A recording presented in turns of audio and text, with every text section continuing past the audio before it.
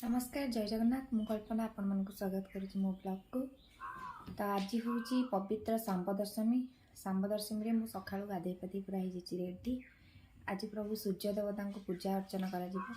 प्रति माह पिला मानक पई सूर्य देवता पाखे बहु किछि जिनस जाचिकी पूजा अर्चना करिथांती तांकर मंगल पई पिला मानक मंगल पई मु भी मो झियो पई कि ओसा करिछि।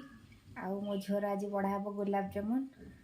देखो मो झुआ ए खेलुची कंटिन्यू खेला हो आज मो मामुन गुलाब जामुन बड़ा हे ठाकुर पाखे। हाँ हाँ गुलाब जामुन बड़ा हे तापर मो झी गुलाब जामुन खाइब। हाँ गुलाब जामुन खाइब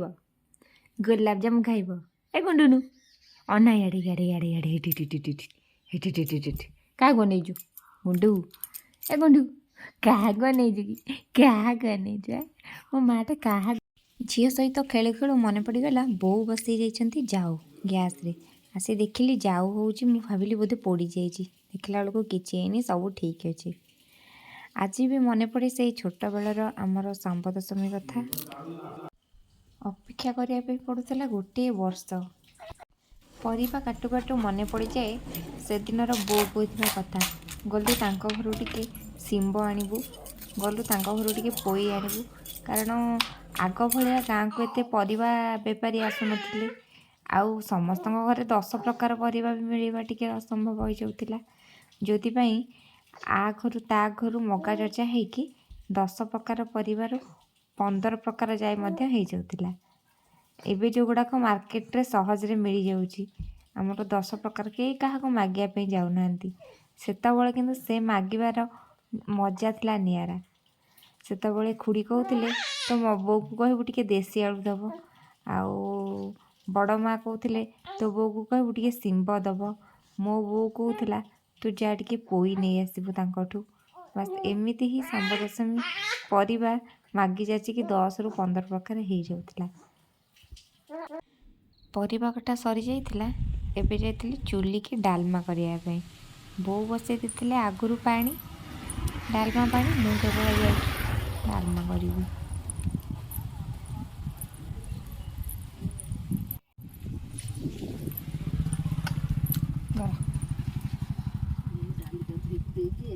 धरना मु डाल दे नहीं होची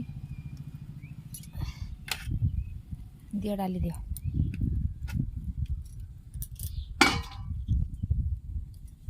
घीर कौन हो नाई बा तेल टिके आनिया से मु काटी नहीं तो काटिले आनिया इे पिठा करदेबू ये भी दिया निया हाँ तसला हिति आसबे आण गोलैकरी मो साड़ी को पिठा करदेबी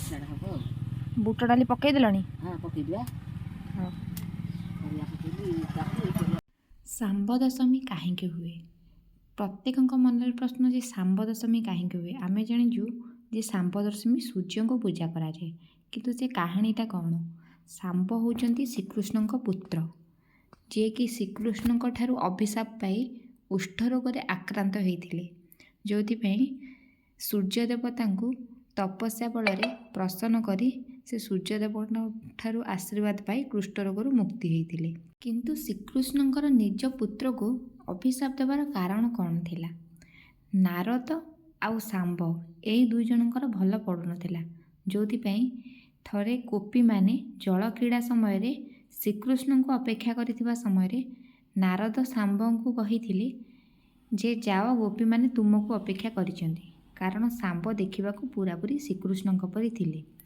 जोथि पई सांब जाइकी गोपी मान पाखे पहुँची आ गोपी माने से सब जानी पारि नथिले जे ये श्रीकृष्ण कि सांब तापरे नारद पुणी जाई श्रीकृष्ण पाखरे एही कथाटी कहिथिले जे तुम पुत्र गोपी मानक सहित जल क्रीड़ा करूछि तो श्रीकृष्ण आसी निज आखिरे से सब जिनस देखिथिले जोथि पई श्रीकृष्ण महाप्रभु को बहुत अपमान लागिथिला आ से किछि न बुझी सांब को अभिशाप दे देथिले जे जो रूप पाई तू छल करिचु सेई रूप रे तोर कुष्ठ रोग हो जाऊ बा तो शरीर में कुष्ठ रोग हो जाऊ तापर सांब देहरे आस्ते आस्ते कुष्ठ व्यापीबाकू लागिला तापर सेई भगवान को परामर्श रे नारद मुनि ଶାମ୍ବଙ୍କୁ କହିଥିଲେ ଯେ ସୂର୍ଯ୍ୟଙ୍କୁ ତପସ୍ୟା କରିବା ପାଇଁ। କେଉଁଠି ନା ଆମ କୋଣାର୍କରେ, କୋଣାର୍କ ଅର୍କ କ୍ଷେତ୍ର ବା ସୂର୍ଯ୍ୟ କ୍ଷେତ୍ରରେ ତପସ୍ୟା କରିବା ପାଇଁ, ଯେଉଁଠି ଶାମ୍ବ ଦୀର୍ଘ 12 ବର୍ଷ କାଳ ତପସ୍ୟା କରିବା ପରେ କୁଷ୍ଠ ରୋଗରୁ ଏହି ଦିନ ମୁକ୍ତି ପାଇଥିଲେ ବା ଶାମ୍ବ ଦଶମୀ ଦିନ ମୁକ୍ତି ପାଇଥିଲେ, ଯେଉଁଥିପାଇଁ ଏହି ଦଶମୀର ନାମ ହେଉଛି ଶାମ୍ବ ଦଶମୀ। ଏହି ଦଶମୀରେ ସୂର୍ଯ୍ୟ ମହାପ୍ରଭୁଙ୍କ ପାଖରେ ବାଇଗଣ ପତ୍ରରେ ଭୋଗ ବଢ଼ାଯାଏ। ପିଠା, ମିଠା, ବରା, ଘଡ଼ଘଡ଼ିଆ ତରକାରୀ ବା ଯିଏ ଯାହାର ମାନସିକ କରିଥାନ୍ତି ପିଲାମାନଙ୍କ ପାଇଁ ସେସବୁ ଜିନିଷ ଏସି ବଢ଼ାଯାଏ। 7 ଜଣ ପିଲା ଆସନ୍ତି, 7ଟି ବାଇଗଣ ପତ୍ର ପଡ଼େ, ଖାଆନ୍ତି। ଭଗବାନ ସୂର୍ଯ୍ୟ ଦେବତା ସମସ୍ତଙ୍କୁ ଭଲରେ ରଖନ୍ତୁ, ସମସ୍ତଙ୍କୁ ଆଶୀର୍ବାଦ କରନ୍ତୁ, ସବୁ ମାଆ ମାନଙ୍କର ପିଲାମାନଙ୍କୁ ଭଲରେ ରଖିଥାନ୍ତୁ। ମୁଁ ଗେଲି ଆସିଛି ବାଇଗଣ ପତ୍ର ଖାଇ।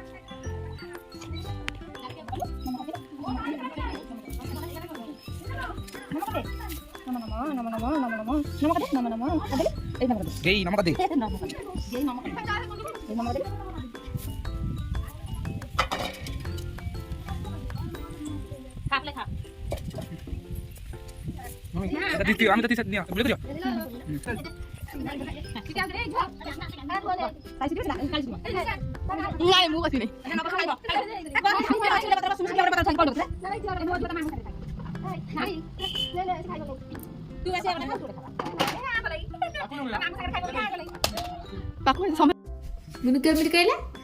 ବିନୁ କେମିତି କହିଲା? ଏ ଏ ଏ ଏ କେମିତି କହିଲା କହିଲା? କେମିତି କହିଲା? କେମିତି କହିଛି?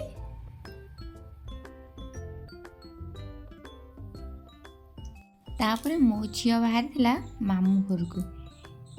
ଏକା ଯିବ କାହା ମାମୁଁ ଘରକୁ? ତା ବାପାଙ୍କ ମାମୁଁ ଘରକୁ। ଆମ ବୋଉ ଯାଉଛନ୍ତି ତ, ସେଥିପାଇଁ ଆମ ବୋଉଙ୍କ ସାଙ୍ଗରେ ଯିବ ବୁଲିବା ପାଇଁ। ସେଥିପାଇଁ ମୁଁ ତାକୁ ଡ୍ରେସ୍ ପିନ୍ଧେଇ ରେଡ଼ି କରିଦେଲି, ଟିକେ ମୁଣ୍ଡ କୁଣ୍ଡେଇ ଦେଲି। ମୋ ଝିଅ ଏବେ ଯିବ ମାମୁଁ ଘର ବୁଲିବା ପାଇଁ। ଯେହେତୁ ଶୀତ ଦିନ ଚାଲିଛି, ତାକୁ ଟିକେ ମଶ୍ଚରାଇଜର୍ ଲଗେଇଦେଲି।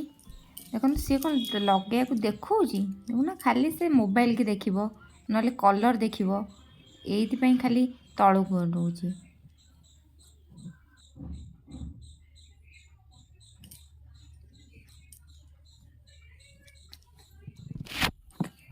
ମାମୁନୁ ପୁରା ରେଡ଼ି, ଏବେ ଯିବ ମାମୁଁ ଘରକୁ।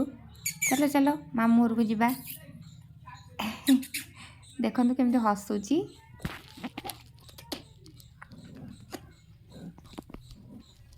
ତା ବାବା ଆସି ଠିଆ ହେଇଥିଲେ ରାସ୍ତାରେ, ଜଲ୍ଦି ଆସ। ଆମେ ମାଆ ଝିଅ ବାହାରି ଗଲୁ, ଆଉ ବୋଉ ଆସୁଛନ୍ତି। ମାମୁଁ ଟିକେ ତା ବାବାଙ୍କ ସାଙ୍ଗରେ ଟିକେ ଗେଲ ହବ, ତାପରେ ଯିବ।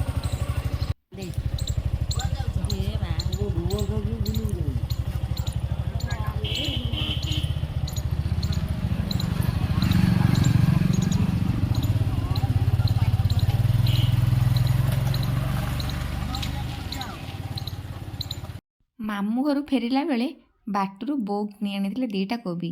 ଦେଖନ୍ତୁ କେତେ କେତେ ବଡ଼ ବଢ଼ିଆ ସାଇଜ୍ ଦେଶୀ କୋବି। କହିଲେ ଆଜି ଟିକେ ରାତିକି ଚିଲି କୋବି କରିଦେବୁ। ମାମୁଁ ଘରୁ ଝିଅ ଫେରିକି ଶୋଇ ପଡ଼ିଥିଲା। ତା ଭିତରେ ମୁଁ ଯାଇ ସନ୍ଧ୍ୟା ଦେଇ ମୋର ରୋଷେଇବାସ ସବୁ ସାରିଦେଲି। ରୋଷେଇବାସ ସାରି ଦେଇକି ଖାଇ ଦେଇକି ଏବେ ଆସି ଦେଖିଲା ବେଳକୁ ବାପ ଝିଅ ଖେଳୁଛନ୍ତି। ଗୁଣ୍ଡୁ, ଏ ଗୁଣ୍ଡୁ, ଗୁଣ୍ଡୁନୁ,